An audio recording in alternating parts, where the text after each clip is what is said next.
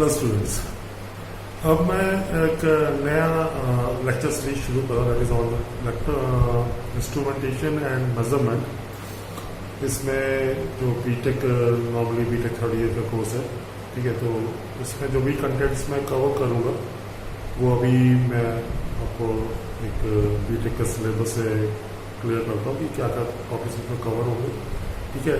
और ये वाले लेक्चर में मैं थोड़ा सा एक ब्रीफ इंट्रोडक्शन भी दूंगा कि what is an instrumentation system and transducers क्या होते हैं, और सिलेबस का एक ओवरव्यू दूंगा कि मैं पूरे लेक्चर सीरीज में क्या क्या पढ़ाने वाला हूँ, ठीक है। Have a nice day.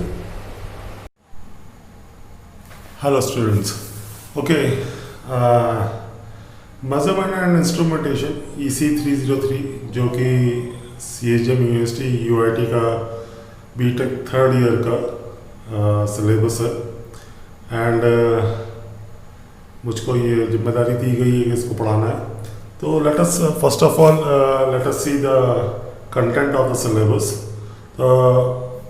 पहला the first unit is introduction of measurement precision, जिसमें आपका precision and accuracy, characteristic of instruments. यहाँ पर कैरेक्टरिस्टिक्स में भी आपके दो कैटेगरी आएगी, that is dynamic characteristics and static characteristics. उसको हम डिटेल में देखेंगे। फिर इसके अलावा measurement of frequency, phase, time interval, impedance, power measurement, energy measurement and measurement of distortion. Normally ये सारे ज़्यादातर इलेक्ट्रिकल मेजरमेंट्स हैं, इसमें इलेक्ट्रिकल इंस्ट्रूमेंट्स की जरूरत पड़ती है। तो वो हम लोग देखेंगे कि फर्स्ट यूनिट में हम लोग कितने इलेक्ट्रिकल इंस्ट्रूमेंट्स पढ़ते हैं। Now in the second unit we are measurement of non electrical quantities, जिसमें सबसे पहले आ जाता है आपका मेजरमेंट ऑफ टेम्परेचर, ठीक है। जिसमें हम लोग एब्सोल्यूट थर्मोडायनामिक स्केल देखेंगे, बायोमेटालिक एलिमेंट, और दो टेक्निक्स हैं, bimetallic element and fluid expansion system, उसको देखेंगे। मेजरमेंट ऑफ प्रेशर, जो कि नॉर्मली मैनोमीटर से होता है, डिफरेंट टाइप ऑफ मैनोमीटर्स देखेंगे, जिसमें आपका ring balance manometer, belt type manometer, और प्रेशर मेजरमेंट के लिए bellows elements, Bourdon tube elements, force measurement के लिए helical spiral spring, cantilever beam, load cells, liquid level measurement के लिए float elements, level to pressure converter, level to force converter, and flow measurement के लिए pipette static tube, flow obstruction element, centrifugal force element, static vane element, rotating vane element, rotameter float system. तो ये सब कुछ instruments हैं जो कि non electrical quantities जैसे कि temperature, pressure, force, liquid level, flow measure करने के लिए यूज होती है। तो इनके बारे में, इनके कंस्ट्रक्शन, इनके डिफरेंट क्या कहते हैं पैरामीटर्स, ये हम सेकंड यूनिट में स्टडी करेंगे। Now in the unit third and fourth, दोनों जो यूनिट है वो ट्रांसड्यूसर्स के ऊपर बेस्ड है। जो unit 3 is totally based on transducers. अब ट्रांसड्यूसर्स देखा जाए तो दो तरह के होते हैं, ठीक है। Basically transducers are some type of instrument जो वन फॉर्म ऑफ एनर्जी को अनदर फॉर्म ऑफ एनर्जी में चेंज करते हैं। तो इसको ब्रॉडली हम लोग दो तरह से क्लासीफाई करते हैं, that is passive transducers and active transducers. तो जैसे कि यूनिट 3 में दिख रहा है कि पैसिव इलेक्ट्रिकल ट्रांसड्यूसर्स के बारे में डिस्क्रिप्शन है, जिसमें basically 3 electrical passive transducers describe किए। Being a electronics engineering student, हमारे लिए इलेक्ट्रिकल ट्रांसड्यूसर्स पढ़ना ज़्यादा इंपॉर्टेंट है। तो इसमें आपका resistive, inductive and capacitive. Again in resistive we will be studying resistance thermometer, resistive displacement transducer, resistive strain transducer, resistive pressure transducer। Inductive में देखेंगे inductive thickness transducer, inductive displacement transducer, eddy current type of inductive transducers. Capacitive में देखेंगे capacitive thickness transducer, capacitive displacement transducers. ये तो हो गए आपके passive, ठीक है। इसके अलावा जो एक्टिव इलेक्ट्रिकल ट्रांसड्यूसर्स में आते हैं आपके thermo electric transducers, piezo electric transducers के अंदर और भी हैं, मतलब कि उसको क्लासिफाई किया गया force transducer, strain transducer, torque, pressure transducer and finally the photoelectric transducer, इसके अलावा डिजिटल ट्रांसड्यूसर्स एक अलग क्लासिफिकेशन है, उसके अंदर हम लोग digital displacement transducer and digital tachometer देखेंगे। तो this entire unit is totally on transducers, ठीक है। Now in unit 4 the unit 4 consists of telemetry. Telemetry means measurement for the remote areas. जब आपका कोई रिमोट एरिया है वहाँ से मेजरमेंट करके एक पर्टिकुलर एरिया में उसका ट्रांसमिशन करना, that is totally described by telemetry. Metry means the measurement and tele means a measurement from a distance. Okay, that is telemetry. तो इनिशियल स्टेज में लैंडलाइन टेलीमेट्री चलती थी, थोड़ा सा उसके बारे में देखेंगे। एक हिस्टोरिकल टाइप का है, मतलब कि आप आज की डेट में यूज़ नहीं होती, पर it is in the syllabus, तो उसको देखना है। तो लैंडलाइन टेलीमेट्री देखेंगे। Nowadays we use radio telemetry, ठीक है, तो उसके बारे में देखेंगे, उसके बारे में स्टडी करेंगे। Then we have a data acquisition, ठीक है, how to acquire the data from any physical environment, तो और उसको स्टोर कैसे कर सकते हैं, उसको रिट्राइव कैसे कर सकते हैं, ये हम इसमें देखेंगे, ठीक है। नाउ डाटा एक्विजिशन में तो what are the different components of analog and digital data acquisition system, type of multiplexing system, कैसे उसको मल्टीप्लेक्स कर सकते हैं, use of data acquisition systems, use of recorders in digital systems, modern digital data acquisition system. तो इसमें कुछ part पे हम लोग कम्युनिकेशन देखेंगे, कम्युनिकेशन इंजीनियरिंग भी इसमें अप्लाई होगी, for example the multiplexing system, ठीक है। तो इसमें थोड़ा सा हम लोग एनालॉग कम्युनिकेशन और डिजिटल कम्युनिकेशन का भी थोड़ा यूज़ करेंगे, ठीक है। तो this is the fourth unit of regarding telemetry and data acquisition system, and the last unit is advance measuring instruments, जिसके अंदर हम लोग data loggers, digital read out system, digital input output device, analog CROs, digital storage CROs, spectrum analyzer, logic analyzer, ठीक है। तो ये कुछ advance measuring instruments हैं, इनके ब्लॉक डायग्राम्स, इनके इंटरनल कंस्ट्रक्शंस, वर्किंग प्रिंसिपल्स, इनके बारे में स्टडी करेंगे। अब इनके लिए जो सबसे बेस्ट जो इंडियन टेक्स्ट बुक आती है, that is A.K. Sahni, that is electrical and electronic measurement and instrumentation, जो आपके फर्स्ट टेक्स्ट बुक लिखी भी हुई है। तो it is one of the simplest book, जिसको हर कोई स्टूडेंट रेफर कर सकते हैं। एंड सेपरेटली कुछ स्टैंडर्ड इंटरनेशनल राइटर्स हैं, जैसे कि for the unit 1 you can consider the Halfrich and Cooper, which is your third book in the references, जो आप देख रहे हैं Halfrich and Cooper, that is modern electronic instrumentation and measurement technique. This will be covering your unit 1 and some of the part of unit 4 and 5 also. Okay, इसके अलावा transducers के लिए जो I refer the one of the most important book, जो आपका third unit है, क्योंकि instrumentation totally transducers पर डिपेंडेड है, तो उसका सबसे बेस्ट बुक आता है, that is DVS Murthy, transducers by DVS Murthy. मेरे ख्याल से वो सिलेबस में मेंशन नहीं है, but it is one of the best book for transducers.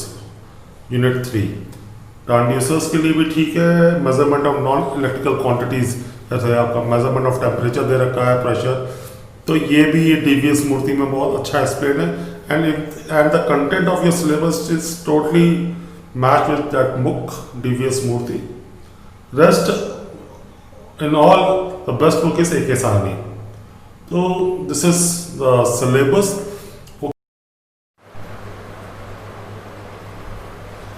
Okay. सबसे पहले हम लोग देखते हैं कि एक इंस्ट्रूमेंटेशन सिस्टम क्या होता है। ओके, तो एक फंडामेंटल ब्लॉक डायग्राम से मैंने इसको समझाने की कोशिश की है। इसमें आपका 3 मेन पार्ट्स होते हैं। One is the primary element that sense the quantity under measurement, जैसे नीचे पॉइंट में दिया हुआ है, ठीक है। पहला तो प्राइमरी एलिमेंट होता है जो कि आपका जो मेन मेजरमेंट को सेंस कर रहा होता है, ठीक है। तो वहाँ पर आपका एक सिस्टम अंडर टेस्ट होगा जहाँ से आपकी कोई फिजिकल क्वांटिटी मेज़र करनी होगी मुझको।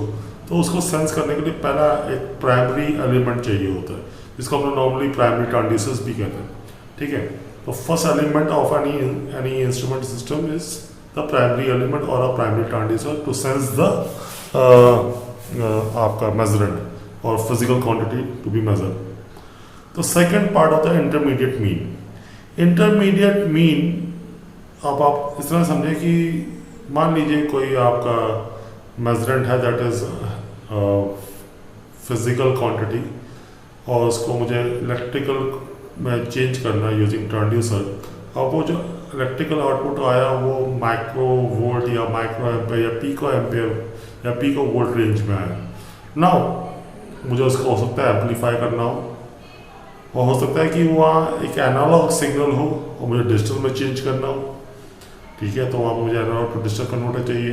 हो सकता है कि डिजिटल आउटपुट हो मुझे एनालॉग में कन्वर्ट करना हो और उससे मुझे कुछ और प्रोसेसिंग करनी हो। तो ये सब इंटरमीडिएट प्रोसेसेस है, ठीक है। तो इनके लिए कुछ इंटरमीडिएट मीन्स की जरूरत पड़ती है, ठीक है। That is the second block. And the third finally जो भी आपका फाइनल रीड आउट है, जो भी आउटपुट आपका फाइनली आएगा उसको आप कहीं डिस्प्ले पे डालेंगे या उससे हो सकता है आप कुछ अलार्म रेज करें या हो सकता है उससे कुछ और फंक्शनिंग करें या कंट्रोलिंग करें। तो फाइनली एक एंड डिवाइस होगा जो फाइनली आपको ऑब्जर्वर को आउटपुट दे रहा होगा या कुछ इंडिकेशन दे रहा होगा या फिर वो एक कैलिब्रेटेड स्केल पे आउटपुट आपको प्रोड्यूस कर रहा होगा, ठीक है। तो this is a basic block diagram of any instrumentation system. अब इसको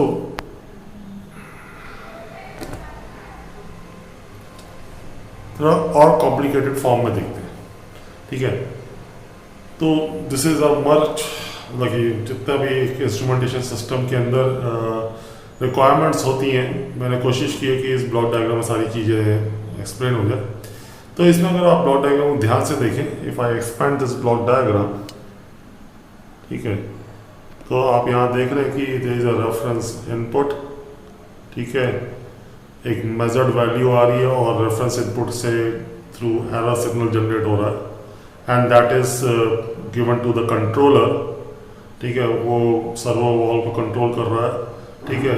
एक कंट्रोल सिग्नल फ्रॉम कंप्यूटर भी आ रहा है, वो सर्वो वॉल को कंट्रोल कर रहा है, उससे एक्चुएटर्स चल रहे हैं, ठीक है।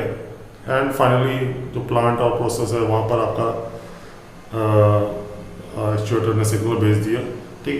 दिस पर्टिकुलर ब्लॉक डायग्राम, इतना पार्ट जितना में देख रहे हैं, ये this is the part of control system, ठीक है। तो basically this is not included in the instrumentation system, पर तो इंस्ट्रूमेंटेशन सिस्टम से जो भी हम सिग्नल्स जनरेट कर रहे थे उससे हम कुछ ना कुछ कंट्रोल करते हैं। Therefore to make a complete block diagram, तो मैंने कंट्रोल सिस्टम का एक छोटा सा पार्ट ले लिया। फाइनली जो ये प्लांट प्रोसेस से जो फाइनली एक आउटपुट निकल रहा है, दैट इज अ मेजरेंट, वो कोई भी फिजिकल क्वांटिटी हो सकती है, ठीक है। तो उसको मेजर करने के लिए कुछ प्राइमरी ट्रांसड्यूसर चाहिए मुझको, ठीक है। और जैसे कि मैंने इनिशियली बताया कि वो प्राइमरी ट्रांसड्यूसर कुछ भी हो सकता है वो physical to physical quantity change कर रहा हो। मान लीजिए टेम्परेचर आपको मेजर करना हो, टेम्परेचर से कुछ क्या कहते हैं अदर फिजिकल क्वांटिटी जैसे फोर्स जनरेट कर रहा है और मुझे फिर उससे इलेक्ट्रिकल कन्वर्जन करना, क्योंकि मुझे सारी प्रोसेसिंग जितनी करनी है वो इलेक्ट्रिकल सिग्नल्स की करनी है। तो I need a secondary transducer जो क्या करेगा, जो भी आपका इंटरमीडिएट फिजिकल क्वांटिटी या कन्वर्जन होकर आया है प्राइमरी ट्रांसड्यूसर को, उसको फाइनली इलेक्ट्रिकल में कन्वर्ट कर रहा होगा या जो भी आपकी रिक्वायरमेंट्स है, ठीक है। तो there can be a combination of primary transducer and secondary transducer. और कई बार ऐसा भी होता है कि मुझे सेकेंडरी ट्रांसड्यूसर की जरूरत नहीं होती। आप प्राइमरी ट्रांसड्यूसर के सिग्नल, क्योंकि कोई आपका प्राइमरी ट्रांसड्यूसर ही ऐसा है जो डायरेक्ट इलेक्ट्रिकल सिग्नल दे रहा हो आपको, ठीक है, और डायरेक्ट वो आप डाटा प्रोसेसिंग उससे कर सकते हो। थर्ड पार्ट आपका जो है डाटा प्रोसेसिंग, फाइनली आप हो सकता है कि उस सिग्नल को एम्पलीफाई करना हो, क्योंकि नॉर्मली जितने ट्रांसड्यूसर्स होते हैं वो नॉर्मली माइक्रो वोल्ट्स या माइक्रो एम्पियर्स में आउटपुट या पीको एम्पियर्स में आउटपुट देते हैं, जो कि किसी भी सिस्टम को चलाने के लिए इम्पॉसिबल है इतना lower value of current end voltage. तो मुझे वहाँ पर एम्पलीफिकेशन की जरूरत पड़ सकती है। मुझे हो सकता है कि ये सिग्नल एनालॉग फॉर्म में मैक्सिमम केसेस में सिग्नल एनालॉग फॉर्म में होते हैं और हमको वो डिजिटल में कन्वर्ट करने होते हैं, क्योंकि फॉर एग्जांपल आप नीचे के ब्लॉक डायग्राम देखें, डाटा ट्रांसमिशन, तो डाटा ट्रांसमिशन करने के लिए डिजिटल ज़्यादा बेनिफिशियल है कंपेयर टू एनालॉग, क्योंकि हमारे पास जो कम्युनिकेशन टेक्निक्स है ज़्यादा more advance in digital form compare to analog form. तो डिजिटल के कम्युनिकेशन टेक्निक्स को देखते हुए हमें बहुत बार अपने डाटास को एनालॉग टू डिजिटल कन्वर्ट करना पड़ता है, ठीक है।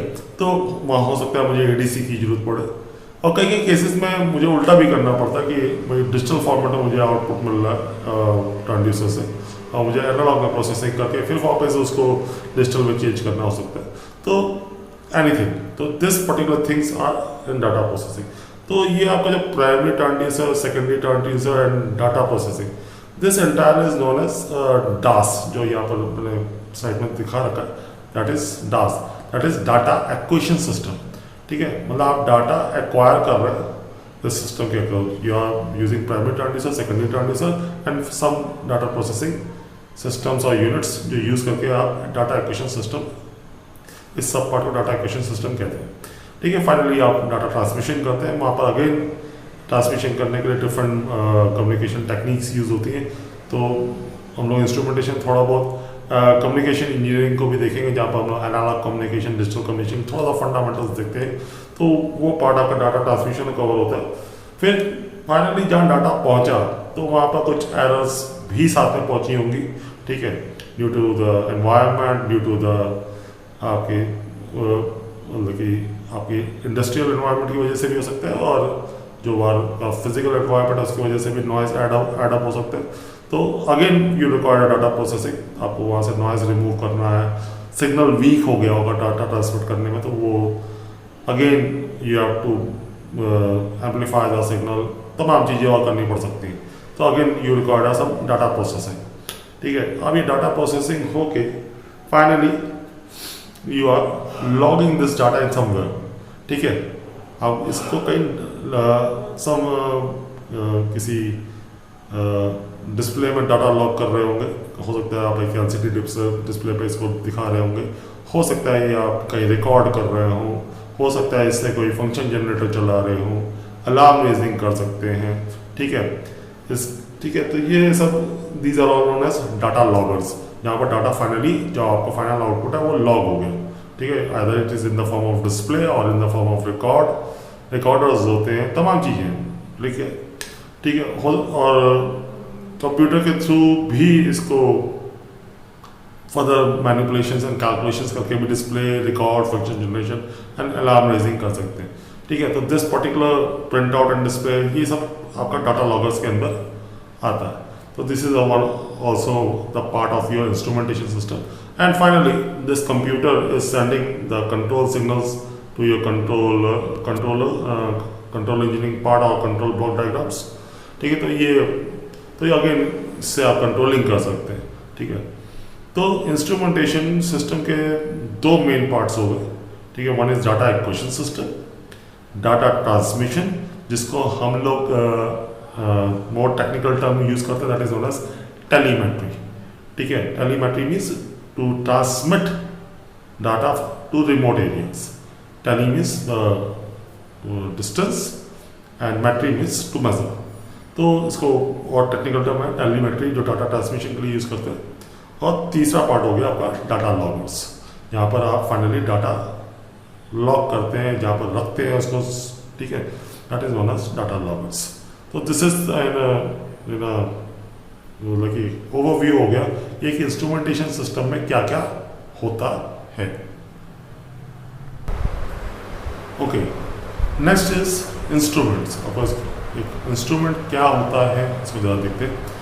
इनिशियली जब इंस्ट्रूमेंट्स प्रिमिटिव स्टेज में जब हम लोग उसको डेवलप करने की बात करें तो हमारे पास मेज़र करने के लिए उस वक्त इनिशियल स्टेजेस पे प्रिमिटिव टाइम में हम लोगों के पास जो मेज़र करने के लिए था length, time, mass and force, ठीक है। जब शुरू में इंस्ट्रूमेंट्स पे काम हुआ तो इनिशियली हम लोगों को यही सब मेज़र करना होता था। लेंथ नापनी है तो उसके लिए मेजरिंग टेप, टाइम है तो यूजिंग वॉचेस, ठीक है, मास है तो वेइंग बैलेंस। ये इनिशियली स्टेजेस में इनके ऊपर इंस्ट्रूमेंट्स डिज़ाइन हुए, ठीक है। तो इसके लिए डिफरेंट डिफरेंट मीटर्स डेवलप किए गए, ठीक है, तो डायरेक्ट इंडिकेशन करते थे अंडर स्टेडी स्टेट कंडीशन, ठीक है। तो जो भी ये इंडिकेटिंग सिस्टम्स डेवलप हुए that was known as instruments. But in nowadays in a latest scenario instruments सिर्फ यहीं तक सीमित नहीं है, that is not only limited to this कि मेजरिंग ही है, ठीक है। नाउअडेज वी रिक्वायर्ड, मतलब कि ये जो नीचे कुछ मैंने पॉइंट्स में डिस्क्राइब कर रखा है कि अब मुझे इंस्ट्रूमेंट में क्या चाहिए, मुझे सेंसिंग भी होनी चाहिए, उससे डिटेक्टिंग भी होनी चाहिए, उससे मेजरिंग भी हो, उससे रिकॉर्डिंग भी हो, उससे कंट्रोलिंग भी हो, उससे कंप्यूटिंग भी हो और उससे कम्युनिकेटिंग भी हो, ठीक है। मुझे इंस्ट्रूमेंट्स अब इतने एडवांस चाहिए जहाँ पर ये सारे फीचर्स उसके अंदर अवेलेबल हो। तो instrumentation now not only limited for measuring only, I need all these attributes in that. Therefore, nowadays the instrument is more sophisticated and more technical. Okay.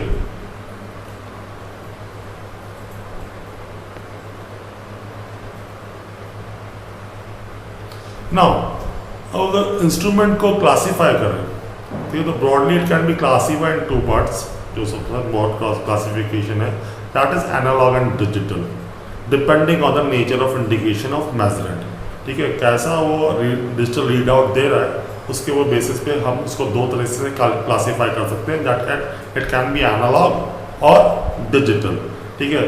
अगर वो किसी मीटर स्केल के ऊपर पॉइंटर का यूज़ करते हो, जैसे फिगर में शो कर होता है ना, फिगर ए कि there is a scale and there is a pointer, तो इस तरह का जो रीड आउट है that is known as analog read out. और इस तरह के जो इंस्ट्रूमेंट्स होंगे वो दैट इज एनालॉग इंस्ट्रूमेंट्स। और जहाँ पर डिजिटल रीड आउट है, जैसे आपका फिगर बी में दिखा रखा है, that is giving you output 2.645 volt कुछ आउटपुट आ रहा है, ऐसे जहाँ पर डिजिटल रीड आउट्स होंगे वो इंस्ट्रूमेंट्स जो कहलाएंगे that will be digital instruments. But naturally अब अगर इसमें मैं कंपेयर करूँ, ठीक है, दोनों एक ही आउटपुट को डिस्प्ले कर रहा है, but the digital output is more precise, that is giving you the exact value of what you require. Analog जो आपका आउटपुट है वो भी ऐसे 2.6 के आगे कुछ है, परंतु आप एग्जैक्टली नहीं बता सकते कि what is the value, because most of the cases में होता है कि पॉइंटर वहाँ पर वाइब्रेट कर रहा होता है, एग्जैक्ट वैल्यू नहीं होती, ठीक है। स्केल का जो मिनिमम जो है उसके बीच में वो वाइब्रेट कर रहा होता है, तो you can finally say that what the exact value is, और डिजिटल में कंपैरेटिवली आप एग्जैक्ट वैल्यू बता सकते हैं, ठीक है। तो most of the time we prefer digital instruments, ठीक है।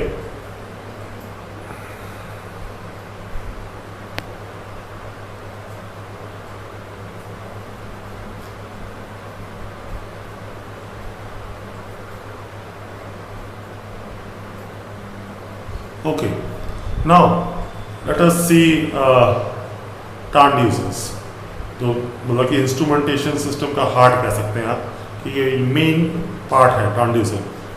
ये मतलब कि इसको हम कैसे कैसे क्लासीफाई कर सकते हैं, यहाँ मैंने कुछ क्लासिफिकेशन दी हैं।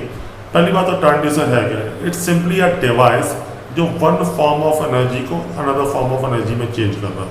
और जैसे कि यहाँ पर डिफाइन किया गया ऊपर, is a device or a combination of element which respond to the physical condition or chemical state, ठीक है। केमिकल स्टेट भी हो सकता है, मतलब कि फिजिकल तो है ही है, टेम्परेचर, करंट, वोल्टेज, इसके अलावा कोई केमिकल स्टेट को भी ये रिस्पॉन्ड कर सकता है of a substance and develop an output functionally related to the magnitude of the stimulus, ठीक है। जो आउटपुट होगा वो फंक्शनली जो स्टाइमुलस है जिसकी वजह से ये आउटपुट आ रहा है, ठीक है, उसके साथ कुछ ना कुछ फंक्शनल रिलेशनशिप होगा। तो ऐसा जो भी, या फिर मैंने जो सिंपल वर्ड्स में कहा कि transducer is any device which convert one form of energy to the another form, ठीक है। तो ये ट्रांसड्यूसर का ये मेन फंक्शन होता है। अब इसको क्लासीफाई करने के बहुत सारे तरीके हो सकते हैं डिपेंडिंग अपॉन द नेचर, ठीक है। तो जो सबसे कॉमन क्लासिफिकेशन है तो मैंने यहाँ पर सबसे पहले ऊपर प्राइमरी ट्रांसड्यूसर लिखा है और नीचे कहीं सेकेंडरी भी लिखा होगा, लास्ट में लिखा होगा। लास्ट में सेकेंडरी इलेक्ट्रिकल ट्रांसड्यूसर। तो सबसे ब्रॉड क्लासिफिकेशन है primary transducer and secondary transducer. Primary transducer जो फर्स्ट एलिमेंट है जो सेंस कर रहा है, ठीक है, आपके इंस्ट्रूमेंटेशन सिस्टम, जो डायरेक्ट आपका कहते हैं जो भी जहाँ से भी फिजिकल क्वांटिटी आपको मेजर करनी है या जो भी सिस्टम अंडर टेस्ट है, ठीक है, उसके साथ जो डायरेक्ट कांटेक्ट में आ रहा है वो पहला transducer is known as primary transducer. उसके बाद जितने भी ट्रांसड्यूसर्स लग रहे हैं दैट आर सेकेंडरी ट्रांसड्यूसर्स, ठीक है। जो डेफिनेशन में भी लिखा है the primary transducer is nothing the first element which is directly coupled to the system under study is known as the primary transducer, or it is can be seen as primary sensing element or simply a sensor, ठीक है। और नीचे जो last point में secondary transducer है वो इसके बाद जितने भी लग रहे हैं, कभी एक ट्रांसड्यूसर से काम नहीं होता, बहुत रेयर होता है कि आपका एक ही ट्रांसड्यूसर से काम हो जाए, हो सकता है उसके बाद आपको कुछ और कन्वर्जन्स करने हो तो आपको सेकेंडरी ट्रांसड्यूसर्स की भी जरूरत पड़ती है। तो प्राइमरी ट्रांसड्यूसर के बाद जितने भी और ट्रांसड्यूसर्स के बाद लग रहे हैं that are known as secondary transducers, ठीक है। इसके बाद इसको आप क्लास और एक तरीका हो सकता है क्लासीफाई करने का, input transducer and output transducers, ठीक है, जिसको यहाँ पर डिफाइन किया है are input transducer are meant for measurement of non electrical quantity into quantity which are electrical in nature. Most of the time input transducer क्या कर रहा होता है कि जो आपके इनपुट होंगे maximum time that are non electrical quantity, for example it can be force, pressure, electrical नहीं होते, बहुत रेयर होगा कोई कि जो मेजर आप कर रहे हो वो इलेक्ट्रिकल होगा, ठीक है। तो ज़्यादातर force, temperature, humidity and pressure, इस तरह के जो नॉन इलेक्ट्रिकल क्वांटिटीज़ हैं वो होंगी, उसको जो इलेक्ट्रिकल में चेंज कर रहा होगा इस तरह के ट्रांसड्यूसर्स को इनपुट ट्रांसड्यूसर्स कहेंगे।